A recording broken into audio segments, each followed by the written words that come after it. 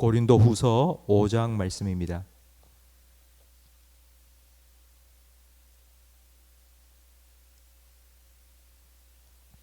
신약 성경 290면입니다. 고린도후서 5장 1절부터 10절까지 한 절씩 교독하겠습니다. 만일 땅에 있는 우리의 장막집이 무너지면 하나님께서 지으신 집 곧 손으로 지은 것이 아니요 하늘에 있는 영원한 집이 우리에게 있는 줄 아느니라. 여기서 단식하며 하늘로부터 오는 우리 처소를 덧입기를 간절히 사모하노라. 이렇게 입음은 우리가 벗은 자들로 발견되지 않으려 함이라. 참으로 이 장막에 있는 우리가 짐진 것 같이 탄식하는 것은 벗고자 함이 아니요 도리어 덧입고자 함이니 죽을 것이 생명에 삼킨 바 되게 하려 함이라. 곧 이것을 우리에게 이루게 하시고 보증으로 성령을 우리에게 주신 이는 하나님이시니라. 그러므로 우리가 항상 담대하여 몸으로 있을 때에는 주와 따로 있는 줄을 아노니 이는 우리가 믿음으로 행하고 보는 것으로 행하지 아니함이로라. 우리가 담대하여 원하는 바는 차라리 몸을 떠나 주와 함께 있는 그것이라. 그런즉 우리는 몸으로 있든지 떠나든지 주를 기쁘시게 하는 자가 되기를 힘쓰노라. 이는 우리가 다 반드시 그리스도의 심판대 앞에 나타나게 되어 각각 선악간에 그 몸으로 행한 것을 따라 받으려 함이라. 아멘. 톨스토이는 이런 말을 했습니다. 세상에 죽음만큼 확실한 것은 없다. 그런데도 사람들은 겨우살이는 준비하면서 죽음을 준비하지 않는다라고 했습니다. 사람들은 죽음에 대해 이야기하는 것을 싫어합니다. 빈말이라도 오래오래 사세요, 백수하세요, 장수하세요, 이런 말을 듣고 싶어합니다. 그러나 성경은 죽음에 대해서 분명히 말하고 있습니다. 성경은 처음부터 끝까지 다 죽음에 대한 이야기입니다. 창세기에 선악과를 따먹은 후에 죽음이 시작되었고, 그리고 다시는 죽음이 없는 새 하늘과 새 땅이 이 땅에 이루어진다는 요한계시록으로 성경은 끝납니다. 근데 그 중간 과정은 무엇이냐면 바로 이 죽음의 문제를 해결하는 과정입니다. 오늘 우리가 함께 읽은 고린도후서 5장 말씀은 죽음에 대한 성경적 이해를 우리에게 잘 보여줍니다. 두 가지로 죽음을 설명해 주는데, 첫 번째는 집입니다.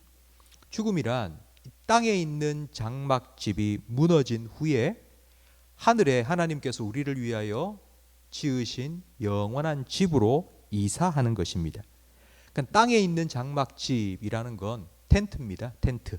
그 텐트가 무너지고 난 다음 영원한 집으로 가는 것인데, 바로 이 육신의 장막을 벗는 것, 이것이 죽음입니다.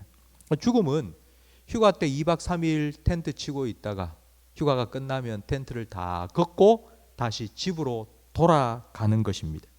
두 번째 죽음에 대한 비유는 옷입니다. 2절 말씀 마지막에 보면 우리 처소로 덧입기를 간절히 사모한다고 합니다. 그러니까 입는다는 건데, 새 옷을 입으려면 먼저 입고 있던 헌 옷을 벗어야 합니다. 우리는 지금 벌써 50년, 70년, 80년 입고 있는 헌 옷이 우리에게 있습니다. 이 육신의 헌 옷을 벗어버리면 하나님께서 새 옷을 입혀주시는데, 우리에게 입혀주시는 하나님의 새 옷이 뭐냐? 그게 바로 부활의 몸입니다. 4절 말씀에 참으로 이 장막에 있는 우리가 짐진 것 같이 탄식하는 것은 벗고자 함이 아니요 오히려 덧입고자 함이라고 말씀합니다.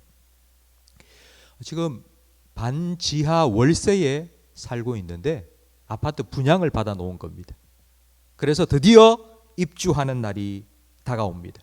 왜 그 입주하는 날을 그렇게 기다릴까요? 반지하에서 벗어나기 때문에? 물론 그것도 좋죠. 하지만 새 아파트 들어갈 수 있기 때문입니다. 그것 때문에 기쁜 겁니다. 들어갈 새 집이 있기 때문에.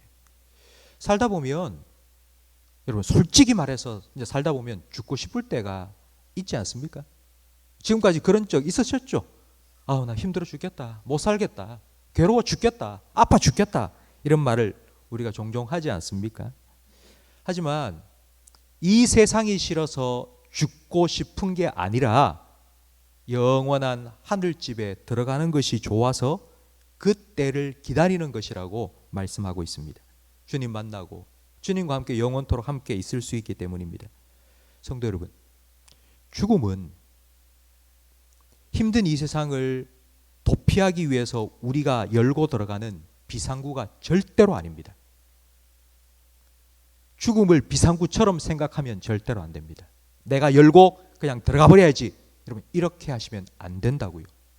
죽음은 예수님께서 우리를 위해서 준비해 두신 그 천국 집의 문을 예수님께서 열어주시면 우리가 들어갈 수 있습니다. 죽음은 비상구가 아닙니다. 죽음은 주님께서 열어주시는 출입문입니다. 그러면서 4절 마지막에 보면 이렇게 말씀합니다. 죽을 것이 생명에 삼킨 바 되게 하려 함이라. 요나 선지자가 다시스로 도망가다가 그만 바다에 빠졌습니다.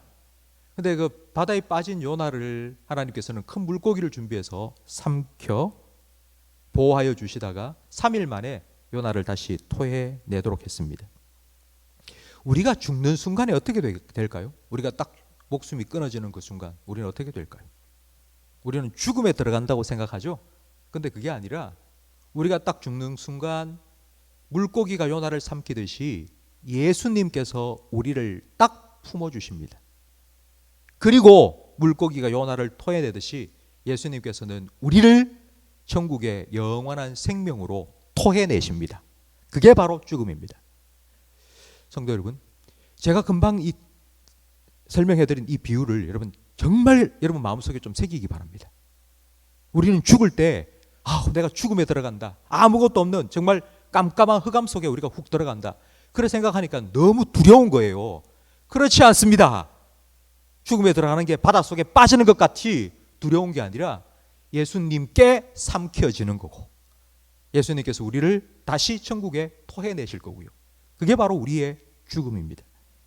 그렇기 때문에 우리는 죽음에 대한 두려움이 아니라 소망을 가지고 살아갑니다. 5절 말씀해 보면 이것을 우리에게 이루게 하시고 보증으로 성령을 우리에게 주신 이는 하나님이시라고 말씀합니다. 하나님께서는 우리에게 성령을 주셨습니다.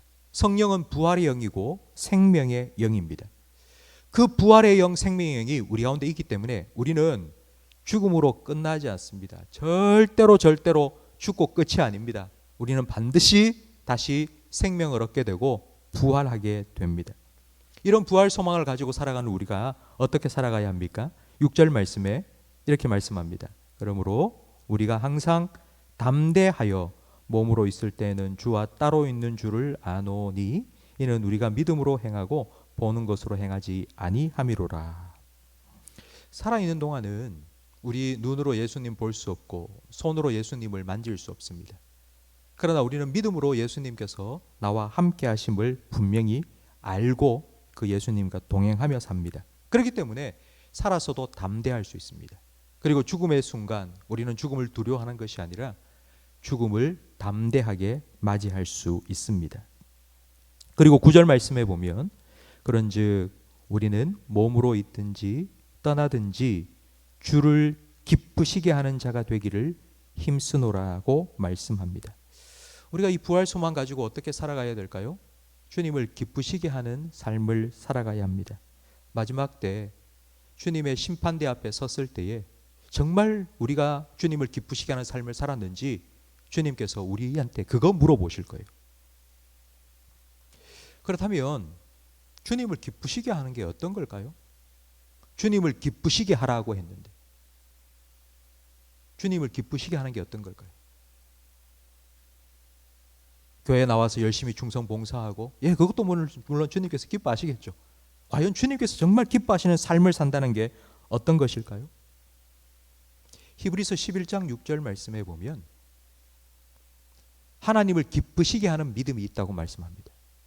믿음이 없이는 하나님을 기쁘시게 할 수 없는데 그 믿음은 하나님께서 계시는 것과 자기를 찾는 자에게 상 주시는 이심을 믿는 믿음입니다. 이 믿음이 있어야지 하나님을 기쁘시게 할 수 있습니다.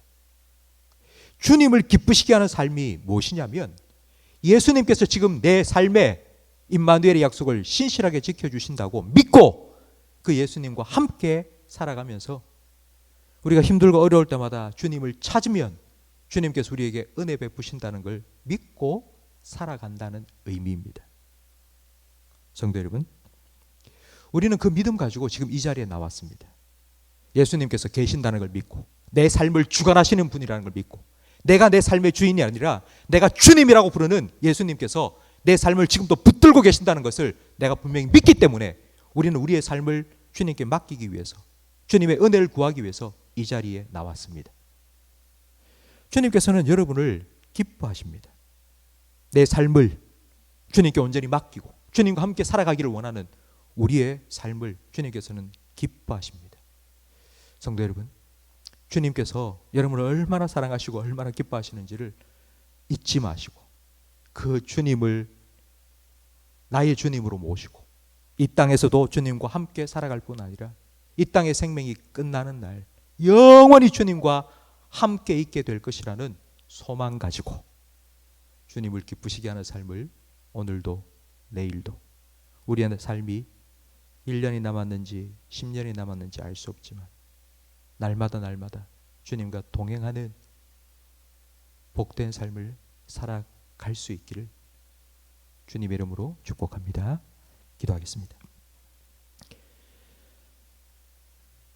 힘들고 광야와 같은 세상길을 살아가는 동안 영원한 천국의 소망을 가지고 살아갈 수 있도록 우리를 구원하여 주시니 감사합니다. 이 힘든 세상 살아가는 동안 주님 기쁘시게 하는 믿음으로 살아가게 하옵소서. 예수님께서 내 생명의 주관자가 되시며 내 삶의 인도자가 되신다는 것을 날마다 입술로 주여 주여라고 고백할 뿐만 아니라 범사에 예수님을 나의 주님으로 인정하는 믿음으로 살아가게 해 주옵소서. 이렇게 주님과 함께 동행하며 살아가는 동안 주님을 더욱 사랑할 수 있는 저희들이 되기를 간절히 바랍니다. 주님을 가까이 하고 주님을 더 알아가고 주님을 더 사랑하다 언젠가 주님께서 우리를 위해 죽음의 출입문을 열어주실 때에 영광스러운 주님 만나 주님과 함께 영원토록 거하게 될 그날을 온전히 소망하며 믿음으로 살아갈 수 있는 우리 모든 성도들의 삶이 되게 해 주옵소서.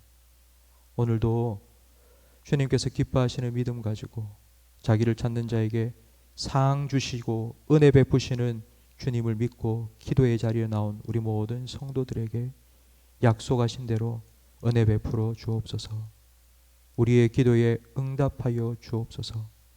주님으로 인하여 기뻐하게 하시고 주님 주시는 기쁨을 온전히 누리며 오늘 하루도 살아가게 하옵소서. 예수님 이름으로 기도합니다. 아멘.